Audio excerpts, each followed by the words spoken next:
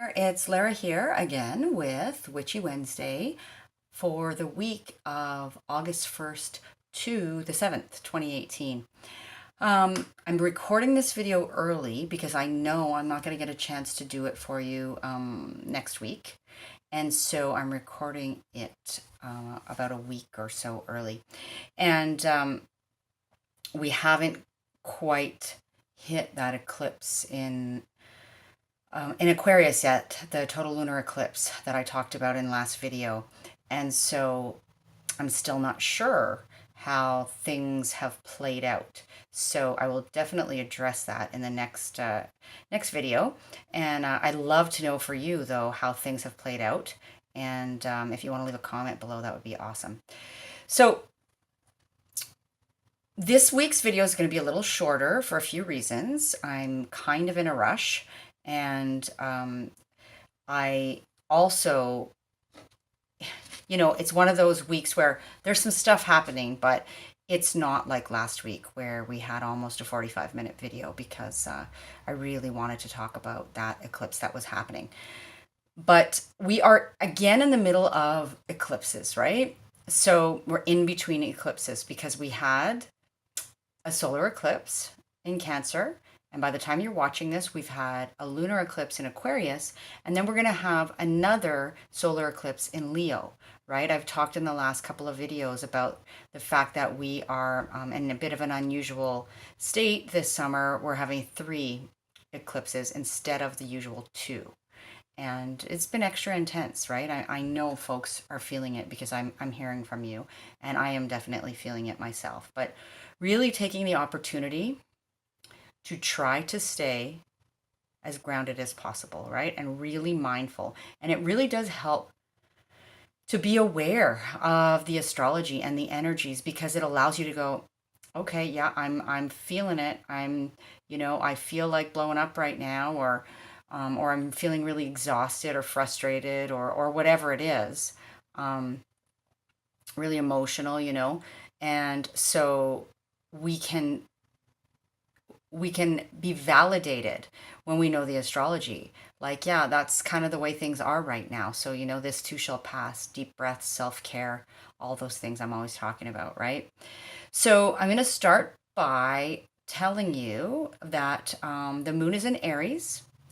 It's entered Aries today, and then it's moving into Taurus on Friday the 3rd, and Gemini on Sunday, and then Cancer next Tuesday on the 7th.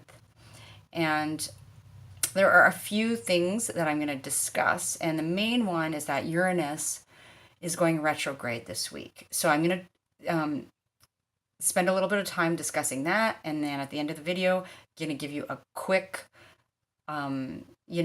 tidbit on what house that's falling in for each of the signs, okay?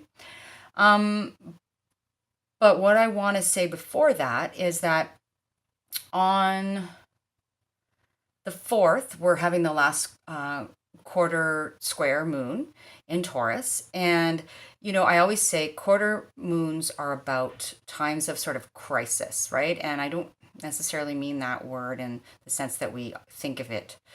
Like it doesn't have to be a big, major, scary event. But it's like first obstacles, or not necessarily, it's at the first quarter moon, it's the first obstacles, right? That come about in regards to whatever began on the new moon. And so this last quarter moon, it's kind of like the fine tuning. And okay, so where are we at with this now, and what needs to be adjusted and fine tuned, right? And it's also the moon at this point, having reached fullness and now waning, and then eventually moving towards a new moon and starting the cycle all over again. But it's in its waning phase, so it's really not the time to begin new things now. It's more a time of slowing down and reflecting, right, on where we're at. There can be planning and preparation, but not necessarily a great time to start something new. The next thing, so the rest of the stuff I'm going to speak to in this video it's all happening on the 6th. There are other things going on during the week, but this is sort of the most significant. So on the 6th, August 6th, we have a few important things. The sun is in conversation with Jupiter, and it's in a conversation of tension. So it's called a square, right? And when the planets are at 90-degree angles to each other. So this is like when the sun squares Jupiter, it's like watch out for the overdoing it, right? For over exuberance. That's what we want to be mindful of there for the most part. And on that same day, the 6th, Venus is changing signs. So she's moving from Virgo and entering Libra, where she really likes to be. She's quite comfortable there, right? And this will bring our attention to a focus on harmony and balance, and diplomacy in relationships, and also to all things beautiful, right? Libra really likes the good things in life, and Venus is comfortable there. So that will be, a nice transit. And then the last thing I want to talk about and spend the rest of the video on is that Uranus is going retrograde, right? So Uranus goes retrograde every year for about just under 150 days. And so this happens every year, right? But it is significant. And what's particularly significant about it this time around is the fact that we have a ton of planets in retrograde over the summer. July and August have 7 planets in retrograde, right? That's a lot all at once. And so there's Mercury retrograde, which just went retrograde on the 26th, Mars, Jupiter, Saturn, Neptune, Pluto, and Chiron. Whoa, right? And then we've got Jupiter has moved direct, so switch out Jupiter for Uranus, right?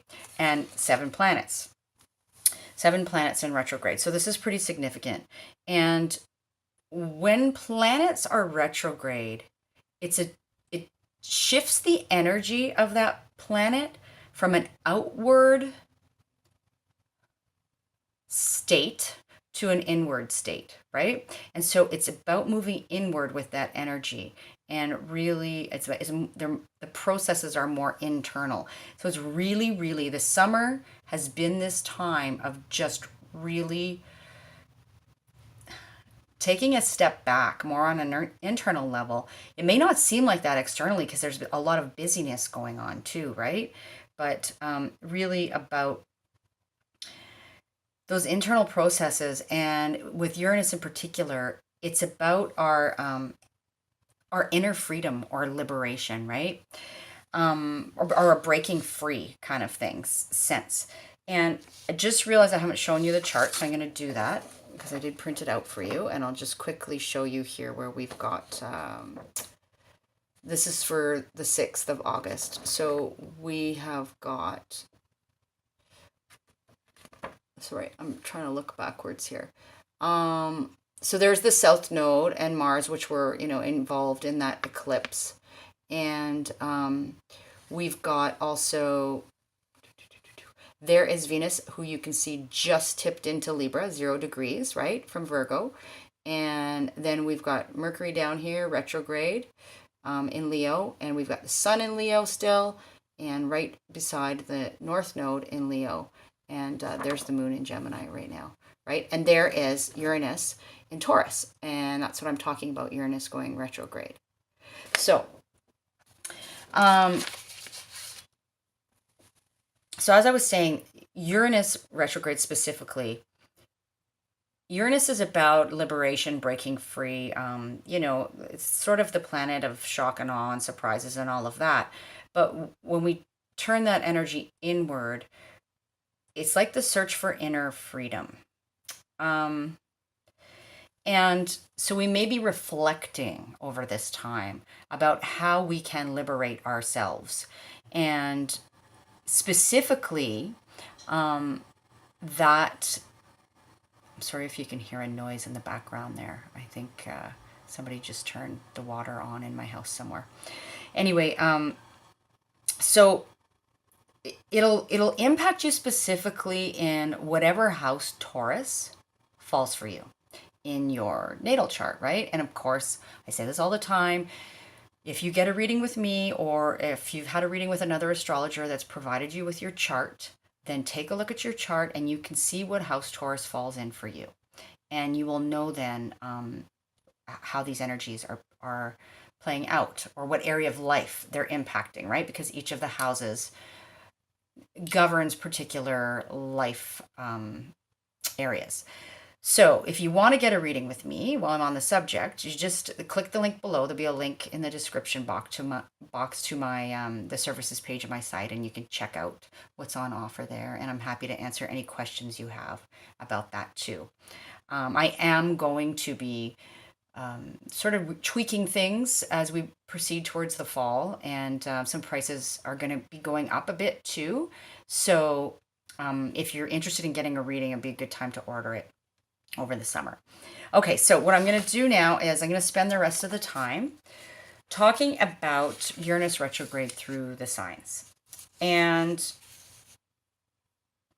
I'm going to take a deep breath first, because I can feel, right? I said we are not quite at that eclipse time yet, and the energy is really amping up, and I'm feeling that very much. So take a deep breath. You can do that with me if you like. And we'll talk about where Uranus is retrograding through the signs. So, bear with me here, because I realized I didn't put these in order on my list, so it'll take me a minute. So for Taurus, obviously it's happening in your first house, right? Because Uranus is in Taurus right now. So again, keeping in mind that these are speaking largely to your rising sign, but you will benefit from listening to your sun sign and your moon sign as well. So happening in your first house of the self, and your self-image, and how you project out there in the world, right? And so those Uranus retrograde energies will be felt mostly in that first house for Taurus, which is pretty significant, right? It's kind of like the whole picture. Also our physicality in that house. So, so there may be some kind of like a change, or contemplation of like changing your appearance in some way, perhaps radically, right? With Uranus involved. You may be thinking about that. Okay, then we've got in the second house for Aries. So the second house, Aries, is it's your self-worth and your resources and what you value, and how you use your skills and talents to support yourself. And so there may be some serious, changes a brewing in that department, or really reflecting on that with Uranus in this house for you. Next, we have for Pisces, it's in the third house. So Pisces, this is the area of your immediate environment, and those things that, those relationships with siblings and cousins, and in your community, neighbors, that kind of thing. Also about your communications, right? When you think of sort of like the daily communications in terms of emails and phone calls and text messages and that kind of thing, and writing, communication, that kind of thing falls in the third house. And so these themes may be up for review and change, and really, thinking in your internally about how you can perhaps liberate yourself in this area of life somehow. Moving on to Aquarius, this is happening in your fourth house, which is the house of your foundations. It's the house of your ancestry and your roots and your home and your family. And it can even be about the physical place that you live. It can be about like property and real estate, on a mundane level kind of thing. And so there may be some real contemplation going on, and considering some changes and liberation in that regard, in that area of life. For Capricorn, it's happening in your fifth house. So you may be thinking about changes and freeing yourself in some way in the area of life that has to do with your creative self-expression, with how you have fun in life, with that sense of sort of fun risk taking, with anything involving children in your life as well. So all of these areas may be up for review, and a real sense of how can I have more freedom in this area of life.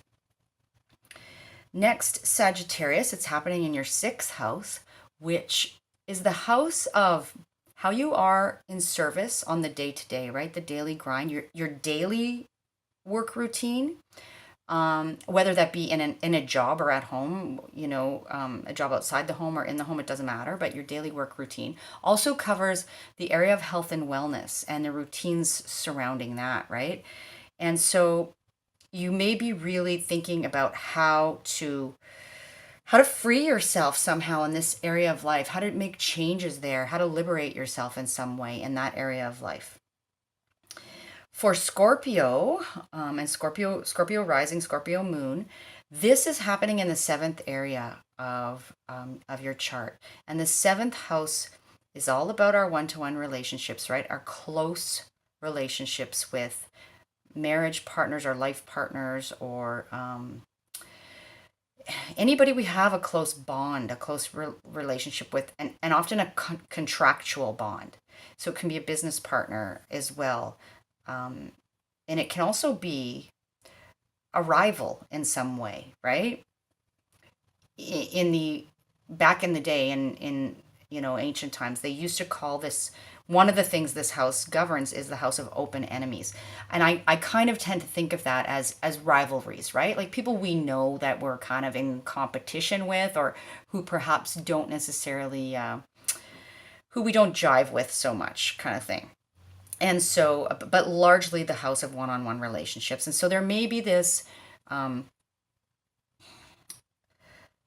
internal dialogue and process going on in terms of how you can liberate yourself in your situation in regard to one-on-one relationships in some way. That doesn't mean, relationships are going to end. It could, if that's the right thing for you. It just could mean, you're thinking about how you can transform this area of life in some way, right? Ultimately for the better. And then for Libra, this is happening in your eighth house, which is the house of very intimate connections and like the resources we share with others, and our what's sort of buried in the deep psyche. It's really a deep house of sort of hidden knowledge as well. And largely we talk about this. It's any kind of resources that we share with others, or we rely on others for, or come to us from others in some way. And so for Libra, this is the area of life where Uranus is going retrograde for you. And so, you may be seeking to free yourself in some way in this life area. And then for Virgo rising, this is happening in your ninth house. And this is about the bigger picture as opposed to sort of the immediate environment. It's about the bigger, wider world, right? It's about foreign cultures and foreign people and foreign travel, and expanding our horizons, and even armchair travel, right? Learning about other cultures, or it's about our philosophy on life, and our belief system in general. And so that is undergoing some process of change and seeking liberation in that area of life for you. Leo, this is happening in your 10th house of your career ambitions, of your public image and public persona, of your highest aspirations, and who you are sort of out in the world rather than more privately. So Leo, this is the area of life that is really going through, on an internal level. Again, it's like you're internalizing this, you're contemplating, perhaps thinking about, or having some awarenesses even, right? Uranus can be about that. Some sudden aha moments about how you can liberate yourself in this area of life in the 10th house. Cancer, this is happening in your 11th house, and this is about your associations with friends, groups of friends, any groups you associate with, organizations, humanitarian causes. It's also about your vision for the future, right? It's very forward thinking. It is the natural house of Aquarius, and Uranus rules Aquarius. And so you may be experiencing some kind of, again, internal, processes and aha moments, and thinking about how to liberate yourself in this area of life, and any changes that you are, you really need to make to free yourself in this area. And then last but not least, in this case, we have Gemini. And Gemini, Uranus is going retrograde in your 12th house, right? And so this is a very internal house to begin with. It's a very spiritual house. It's a very private house of the subconscious. And also, as I mentioned in last week's video, it's the house that governs the institutions of confinement, like hospitals and prisons, that kind of thing, right? Anything you can think of in that regard.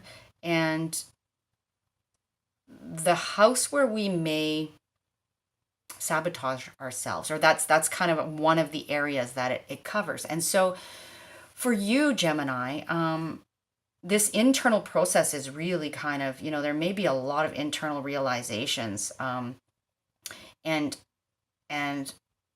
considerations as to how you can liberate yourself from these things that are governed by this the 12th house, right, that I just spoke of. Addictions falls in there too. That could be a factor, not necessarily, but it could be, because it falls in that house. And so that's where these things will be, this energy will be playing out for you the most.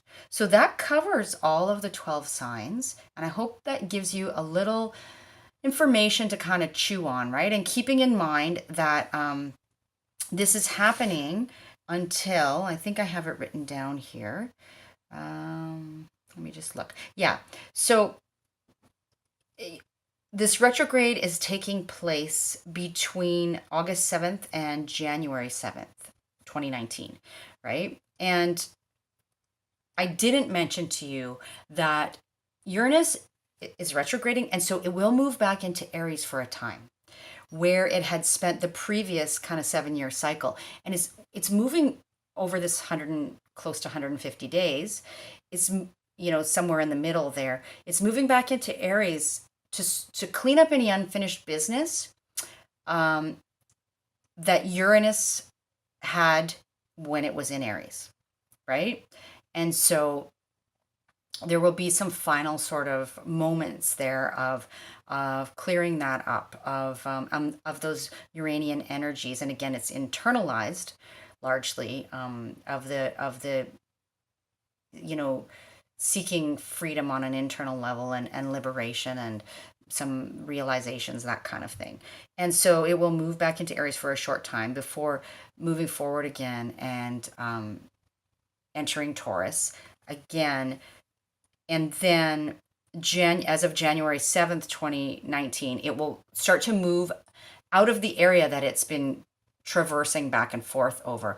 And it will be a whole fresh newness there, in terms of what Uranus really wants to bring to the table for us over this transit of about 7 years. And I did a video on Uranus's move into Taurus and that transit. I did a special video on that a while back, and I'll put the link to that below as well in the description box. And so you can go have a listen to that, and it will help you understand how this transit will play out over the next 7 years, and especially really that new, fresh beginning. That Uranus and Taurus energy will really start feeling that forward motion there in January 2019. So I'm going to leave it there, and I would again really love to know where things are at for you. If you want to leave a comment below, I'd love to hear it, and I'll share with you as I have these experiences, how things are playing out for me as well. And if you have any questions, then leave those below too. And I always try to answer them as best I can. Okay. So take care, everybody. Thank you so much for being here. Please subscribe if you haven't yet. And if you like the video and it's resonated with you, I'd love it if you hit the like button, and even if you share with folks that you think might be interested. Okay. Take care. Talk soon. Bye-bye.